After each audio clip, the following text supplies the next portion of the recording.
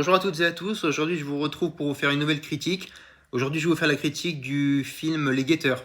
Pour commencer, ce film est adapté d'un roman, du premier roman de l'auteur A.M. Shine qui s'appelle The Watchers. Donc ce film est le premier réalisé par Ishana Night Shyamalan, donc qui est la fille de M. Night Shyamalan, donc on peut dire le grand réalisateur puisqu'il a quand même sorti de très très grands films, le film Sixième Sens qui est devenu un film culte, le film Split, qui moi est un de mes films préférés, qui est un thriller avec James McAvoy, qui est incroyable et que je vous recommande, ou encore le film qui est sorti l'année dernière, Knock at the Cabin, avec Dave Bautista, qui est également un très bon film. Il faut savoir que M. Night Shyamalan, donc le père de Ishana, est producteur du film de sa fille, donc ça apporte un petit peu plus de sécurité pour elle. Et c'est vrai que c'est intéressant parce que moi, dès que j'ai vu que c'était le film, j'ai vu le nom Shyamalan, voilà, ça m'a tout de suite appâté parce que c'est vrai que si la fille arrive à faire des films aussi bons et incroyables que le père, moi je signe tout de suite et je vais vous donner mon avis un petit peu plus tard dans la vidéo. C'est un film dans lequel on va retrouver en tête d'affiche Dakota Fanning, qui est une actrice que moi j'apprécie beaucoup, qui a tout juste 30 ans et qui a déjà une filmographie plutôt intéressante et plutôt complète, puisqu'on a pu la retrouver dans un film comme Equalizer 3 avec Denzel Washington l'année dernière. Elle a également eu un petit rôle, une petite apparition dans le film Once Upon a Time in Hollywood de Quentin Tarantino, donc tout de même, c'est quand même gage de crédit. Elle est également à l'affiche du film qui est un petit peu plus ancien, qui est de 2016 je crois, mais qui est un très bon film, le film American Pastoral, dont je vous recommande.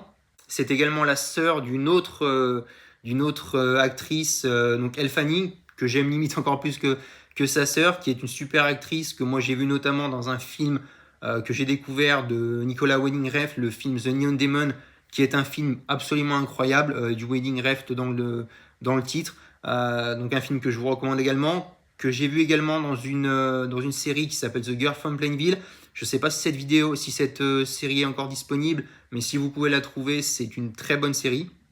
Donc l'histoire de ce film se passe dans une petite ville en Irlande et on va suivre le personnage de Mina, donc Dakota Fanning, qui travaille dans une animalerie, et on voit tout de suite un personnage, une femme qui est traumatisée, qui est triste et qui est marquée dans sa vie.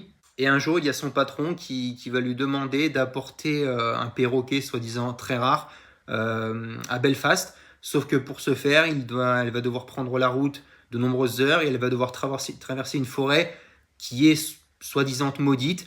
Et c'est de là que le film va vraiment commencer, puisqu'elle va tomber en panne d'essence dans la forêt et un petit peu après, sa voiture va disparaître. Et c'est là qu'elle va faire la connaissance d'une femme, d'un groupe de 3 personnes qui vont l'accueillir dans un bunker. Et donc ces 3 personnes, donc qui sont des inconnus pour elle, vont leur expliquer que en fait ils sont donc ils sont dans ce bunker, ils sont face à une grande vitre et que tous les soirs il y a des personnes qui s'appellent les guetteurs qui viennent les voir. Donc il faut savoir que le groupe de personnes d'humains ne peut pas les voir, mais en revanche les guetteurs viennent les observer toutes les nuits. D'ailleurs, on apprend un petit peu plus tard que ces fameux guetteurs ne vivent que la nuit et que le jour, ils survivent, ils vivent dans un grand terrier. D'ailleurs, un petit peu plus tard, Mina va désobéir aux règles et va aller dans ce terrier tout simplement pour avoir des réponses et parce qu'elle est très curieuse. Il va également y avoir un flashback intéressant on va trouver une Mina beaucoup plus jeune avec sa sœur et sa mère. Et ces trois femmes jeunes filles et femmes vont avoir un accident de voiture qui va coûter la vie à sa mère. Et on va apprendre que c'est en partie la faute de Mina, elle ne va pas obéir aux règles de sa mère, et c'est à la suite qu'il va y avoir l'accident. Donc il y a ce lien entre passé et présent dans lequel on voit une Mina qui est une personne qui a confiance en elle, mais qui n'aime pas l'autorité, qui n'aime pas avoir des règles à les obéir. Et on va apprendre que ces guetteurs, on va également leur donner le nom de fées, puisque des créatures qui, ce sont des créatures qui étudient le groupe d'humains et qui ont pour objectif de prendre leur place en les clonant et de faire d'eux leur muse. Il va y avoir un homme qui se fait appeler le professeur, qui est le constructeur du bunker, qui a laissé plusieurs vidéos de lui, et on apprend que c'est le premier à avoir vécu dans ce bunker, et il a réussi notamment à capturer à capturer une créature. Le groupe va réussir à s'échapper par le lac un petit peu plus tard, mais par contre ils vont perdre Daniel qui était un membre du groupe. D'ailleurs ça c'est un petit, je sais pas si je peux dire que c'est un défaut, mais c'est vrai que pendant tout le film on apprend notamment le personnage de Madeline qui est en gros la chef, qui est la plus ancienne de ceux qui font partie du bunker, qui explique que c'est impossible de quitter les lieux, qu'elle a tout essayé. Et là, l'arrivée de Mina va faire en sorte que, et on va le découvrir un petit peu plus tard, qu'ils vont réussir à s'échapper plutôt facilement à mon goût. C'est vrai que on a vu qu'ils n'ont pas trop peiné, ils ont marché une journée et ils ont réussi à rejoindre la ville. Et Mina, quelques jours après, va faire des recherches et va trouver les fameuses recherches de ce professeur.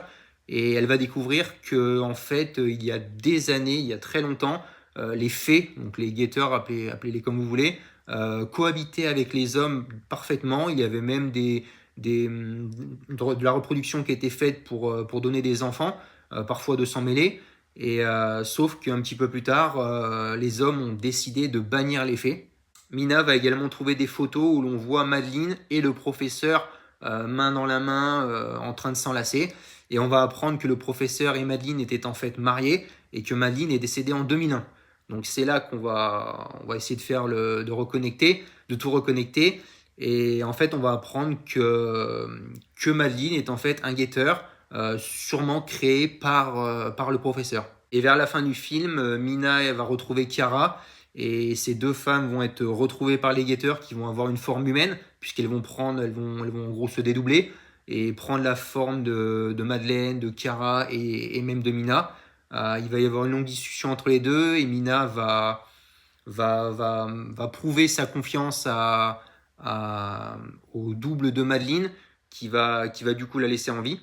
Donc voilà, pour conclure, c'est un film plutôt sympa. On voit là un petit peu les veines Shyamalan qui coulent dans les veines de, de sa fille. C'est un thriller plutôt fantastique, mais c'est un film que j'ai plutôt apprécié. Il y a quelques jumpscares plutôt sympas. C'est un film qui passe très vite, honnêtement. 1h39, je crois. C'est un film qui passe très vite. Euh, j'ai beaucoup aimé Dakota Fanning dedans. D'ailleurs, tous les actrices et acteurs font un bon travail. Il y a un petit plot twist vers la fin qui est plutôt intéressant quand on apprend que Madeline et le professeur étaient mariés. Donc voilà, c'est pas un film que j'ai à 100% adoré, je vais être honnête avec vous, mais le film est plutôt cool à regarder. Faut pas s'attendre à un film d'horreur en fait, hein. C'est plutôt un thriller fantastique, même un petit peu psychologique, mais surtout fantastique. Donc, mais sincèrement, pour un premier film, à même pas 30 ans, il faut savoir que Ishana Shyamalan n'a même pas 30 ans, c'est fort. C'est fort. C'est pas, par exemple, j'ai fait un petit parallèle avec Céline Song, qui est une jeune réalisatrice qui a fait Past Life, qui apparemment est un film exceptionnel. Mais c'est vrai que pour un premier film, c'est intéressant. On voit tout de suite sa patte et surtout la patte de son père. Donc non, c'est très encourageant. C'est pas un film extraordinaire, c'est pas le meilleur film de l'année, mais c'est un film vraiment avec des moments très remarquables, des moments très intéressants. Donc non, non, un film que je recommande. Voilà, c'est le titre est aguicheur, le titre, enfin, non, c'est un bon film. C'est un bon film, donc voilà, je le recommande et j'ai hâte de voir ses prochains films dans le futur. Voilà, je vais m'arrêter là. Dites-moi si vous avez vu et ce que vous avez pensé de ce film dans les commentaires si vous le souhaitez. Et moi, je vous dis à bientôt pour une prochaine vidéo.